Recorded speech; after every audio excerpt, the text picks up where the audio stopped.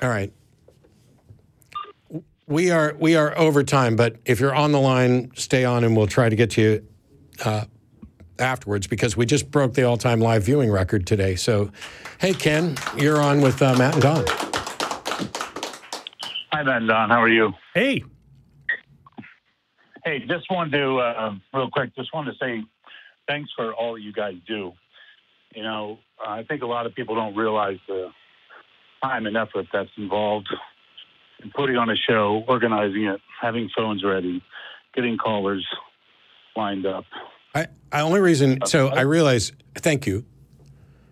I think, given what the call screener wrote, your question is going to be a really good way to end this for the day. Okay. Yeah, well, you know, for me, I had a long journey, probably similar to yours, except I was in many denominations, and had a lot of questions, was usually given really bad answers, like, you know, where did the dinosaur bones come from? Satan. You know, God put them in the ground to test us. Mm-hmm. I mean, on. And I think you know a lot of that. And since I've gone on this journey, you know, lost a lot of friends, but have been a lot more free than I've ever been. Also, a lot happier. Also, I feel probably easier to be a better person, not having this feeling like someone's watching over me, like my thoughts are being monitored. I actually find it just incredibly, incredibly freeing. I mean, it has its own reward. Yes. The loss, however, is a lot of friends. You know, I grew up really tightly in a little tight knit group of friends in a youth group that was very good for its time. But as I began to express myself more and more, you know, it's not like they want to disown you, but you suddenly don't get invited for dinner as much. You suddenly are not in the loop, and you kind of see the writing on the wall. Well, you know, you just need to make new friends. And I have. And I absolutely have. It's hard to see lifelong friends go down, dwindle down to nothing or almost nothing or kind of disowned. That gets kind of frustrating. But I guess, you know, getting to the point of what I called, you know, I've gotten to the point where I've become so much more educated about where our Bible came from, how the Old Testament has been manipulated to fit the narrative. And I have gone on campaigns being very anti-theist, to quote, you know, the late Christopher Hitchens. Yeah. And I've really beat the snot out of people with really good information. And I feel like I don't have one single person that has ever said, wow, you're right. I mean, I have devoted a lot of time to this. I spend an incredible amount of time debating online, you know, in debates with people that I meet in a coffee shop, what have you. And I just feel like I wonder why I'm doing it. And I also have to wonder, how do you guys have the drive to be doing this for as many years as you have? I mean, I find it incredible. I actually have watched so many of your episodes, mostly for entertainment. I mean, I think my favorite one was when you had a woman call in who you asked eventually, to get to the point. You said, would you be my slave under these conditions? And she said yes, and you got up and walked out of the studio. I mean, to me, I fell off the sofa when I watched that. I mean, it was just so hilarious. So I know it's frustrating, but here's the easy answer. Okay. You're going to have far more failures than you will successes. There are probably people who are going to be forever impervious to reasoned argument and evidence. The problem is that I can't tell who those people are even after I've talked to them. Because for some people, maybe it's not going to happen the first time, or maybe it's not going to happen in a conversation with me, or maybe it's not going to happen in a conversation with Don or you. But I can't tell you whether or not they're going to change their mind later. And so the only thing to do is to keep doing it, because I'm convinced that not doing it will, in fact, lead to a worse life.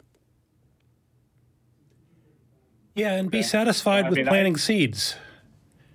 Well, you know, I was going to say that, and I think to myself, how ironic when I first learned about the idea of planting seeds compared to the way I want to plant seeds now. It's just like but we know that people change their mind. We know that I'm living, walking, talking proof that people change their mind over these subjects. And we hear from thousands of people over the years that I've done this that they've changed their mind as well. We know that happens.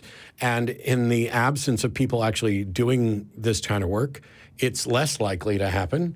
I mean, if you're going for atheist normalcy and you're going for encouraging secular thought and an abandonment of religion in the world, I don't know how else you can do that other than to get out and do the work. Yeah.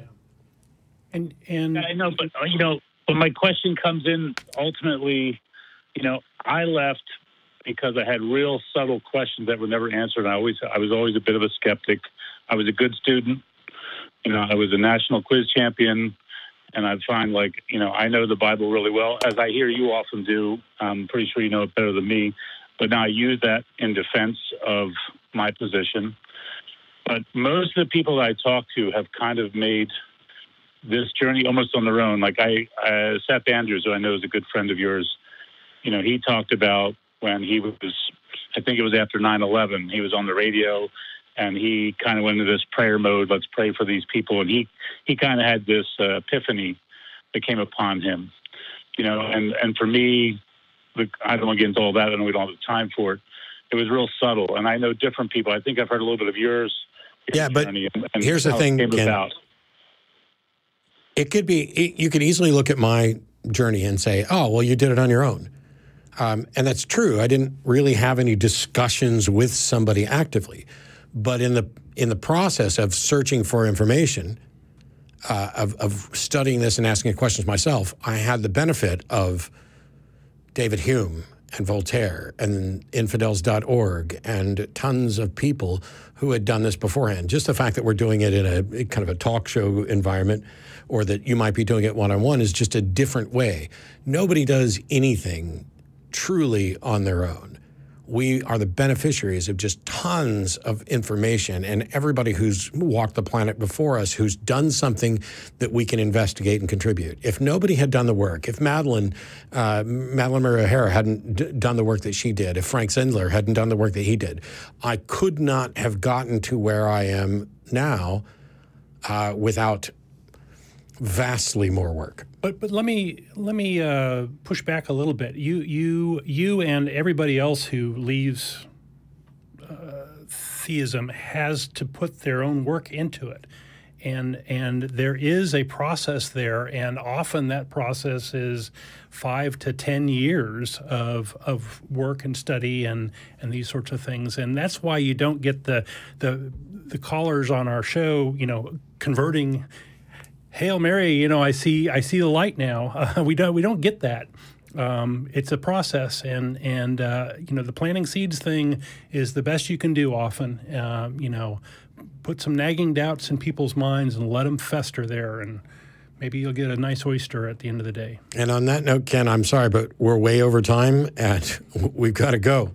I appreciate the call and the time. Hopefully, just if you find yourself getting frustrated, take a break. And find yourself, I think that's what I need to do. Yeah, find a community. That's the reason the Atheist Community of Austin exists, is for people to hang out so that they're not always being feeling alone or ostracized by religious family members and friends and stuff like that. But we are, the evidence, the data show that we are being successful, that the nuns are one of the fastest growing religious identities in the Western world. The success of this show and others, and meeting people. Like, I could do a show of hands in there, and I'm going to bet before anybody raises their hands that the overwhelming majority of people on the other side of the glass were once religious, and that some portion of the 25 people or so that are in that room are no longer religious, in part because of either this show or conversations like that. Raise your hand if that's true. 1, 2, 3, 4, 5, 6, 7. Yeah, see, it's easy to get discouraged, especially when you're having one-on-one conversations.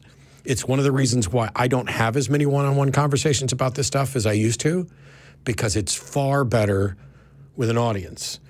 The person that I was talking to may never change their mind, but somebody else out there believes exactly the same thing, and because they weren't under the gun on the phone with the pressure to to perform and defend that, they are now freer to reevaluate their views. And so have an audience when you can. Right. Well, it amazes me too.